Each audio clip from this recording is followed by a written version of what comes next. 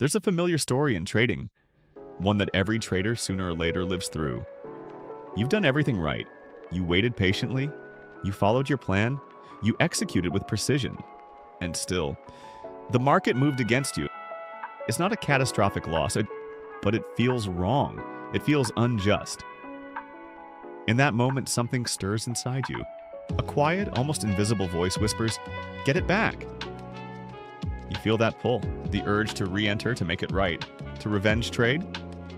But here's the truth. Revenge trading isn't a strategy, it's a reaction. It's the mind's attempt to regain control in the face of pain. And while the financial cost of revenge trading is obvious, the real damage runs much deeper. The hidden cost is what it does to your mind, your discipline, and your ability to trade tomorrow. So why does this happen? Why do even the most disciplined traders abandon their rules the moment they lose? It's not because they're weak, it's because they're human. Inside your brain, there's a constant negotiation between two powerful systems. At the front sits the prefrontal cortex. Think of it as your CEO or your air traffic controller. It's logical, calm, and focused on long-term success. Deeper inside, there's the amygdala, your primal alarm bell. It doesn't think, it reacts. Its job is to protect you from threats. Here's the problem. The brain doesn't distinguish between a predator and a loss. Neuroscience shows that a financial loss activates the same regions as physical danger. So when you take that hit, when that red number flashes on your screen, the amygdala sounds the alarm. Cortisol floods your body. Heart rate spikes. Your rational brain, the one that follows the plan, suddenly loses power. In moments of high stress, research shows that your prefrontal cortex, your logic center, can lose up to 40% of its functional capacity. 40%. That's the moment you stop thinking and start reacting. The trader who spent hours refining their strategy isn't gone. They're just offline. Biologically, your brain has been hijacked. So when you hear someone say, "You just need more discipline," understand this. In that state, discipline isn't available. You're not in control. Your biology is. But biology is only part of the story. Our psychology plays an equally cruel role. Two powerful biases, both well documented, are quietly steering the wheel during every emotional trade. The first is loss aversion. Psychologists Daniel Kahneman and Amos Tversky discovered something remarkable. The pain of losing is roughly twice as powerful as the pleasure of winning. That explains the sting you feel after a loss. It's not just disappointment, it's a deep, primal pain. And your mind will do almost anything to stop that pain. That's the fuel for the hijack, the emotional fire that drives the need to make it back. Then comes the second trap, the sunk cost fallacy. Once we've lost something, money, time, effort, our brain refuses to let go. We tell ourselves, "I've got to make back that specific loss." We're no longer trading the market in front of us. We're trading the ghost of the last one. Loss aversion provides the emotion. The sunk cost fallacy provides the faulty logic. Together, they create the perfect psychological storm.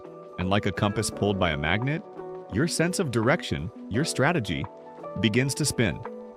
You're no longer moving forward, you're chasing the past. The financial damage of revenge trading is obvious, but the true cost, the one that erodes traders from the inside, is harder to see.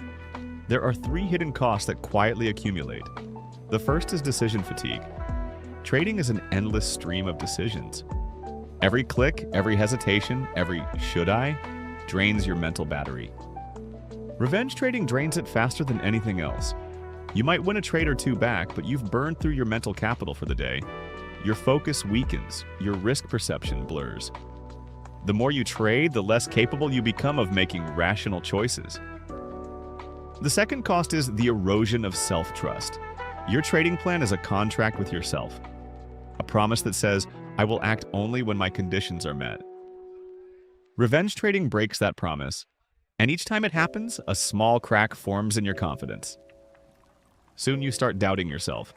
When a perfect setup appears, you hesitate, not because it's wrong, but because you no longer trust your ability to follow through. That erosion of self-trust is devastating. It turns decisiveness into doubt, precision into hesitation. The third cost is the most permanent, neural conditioning. Every emotional trade strengthens a pathway in your brain, one that links loss to impulsive action. It's like carving a groove deeper each time you repeat it. Eventually, the pattern becomes automatic. And if a lucky revenge trade happens to win, the dopamine surge teaches your brain that this impulsive behavior is rewarding. That's how habits form. Not from intention, but from repetition. So over time, you're not just making a mistake. You're building a habit. One that makes it harder and harder to access discipline when you need it most. That's the true cost. Not the lost capital, but the loss of control over the trader you're becoming. So what can you do? How do you stop a biological and psychological force that's stronger than willpower? You don't fight it, you design around it. The solution isn't to eliminate emotion, but that's impossible.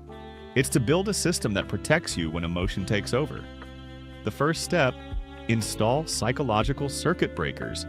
The New York Stock Exchange has circuit breakers that pause trading during a crash. Not because the market is broken, but because people are. They know that panic leads to chaos. You can do the same. Create personal circuit breakers. Hard, unbreakable rules designed by your rational self to protect your emotional self. Maybe it's a daily loss limit. Maybe it's a 3 losses and walk away rule.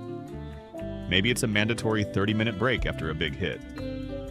These aren't signs of weakness. They're acts of engineering. Structural safeguards for the mind. When your logical brain is offline, these rules act as a surrogate, a stand-in for your better judgment. The second step, make the invisible visible. You can't change what you can't measure. Most traders track their P&L. Few track their emotions. But what if you started tagging your trades, not just by setup or result, but by emotion? Anger, frustration, boredom, FOMO. Over time, you'd see patterns emerge. Maybe every frustration trade loses money. Maybe FOMO appears after 2 good trades in a row. Now, psychology becomes data. You've turned emotion into something measurable, observable, and therefore improvable. That's the essence of what we do at Kaizen. Kaizen gives you tools no other trading journal does. A system that helps you log not just trades, but states of mind. It shows you the patterns behind your behavior, connects emotions to outcomes, and gives you the data to refine your process with precision. Because discipline isn't built on willpower, it's built on structure, awareness, and feedback. And that's exactly what Kaizen was designed to provide. If you want to start turning your psychology into measurable progress, you'll find the link to Kaizen in the description below. The market is, in many ways, a mirror. It reflects our impatience, our ego, our need to control. Revenge trading is, at its core, a fight with that reflection. A battle to prove something to an opponent that doesn't even know you exist. The market isn't your enemy. It isn't unfair. It's indifferent. Every loss carries a message. And if you're quiet enough to listen, that message isn't fight harder. It's learn. So what if we reframed a loss? Not as a personal insult, but as feedback. Not as a failure, but as data. Because the hidden cost of revenge trading isn't the money you lose. It's the lesson you refuse to learn. The goal of a professional isn't to be right. It's to stay disciplined. To stop trying to control the market. And start mastering the only thing you truly can. Your own response. When you do that, something profound happens. The chaos calms, the compass steadies, and the needle, once pulled by emotion, finally points north again. Not toward profit, not toward revenge, but toward process. And that's where real consistency and real freedom begins.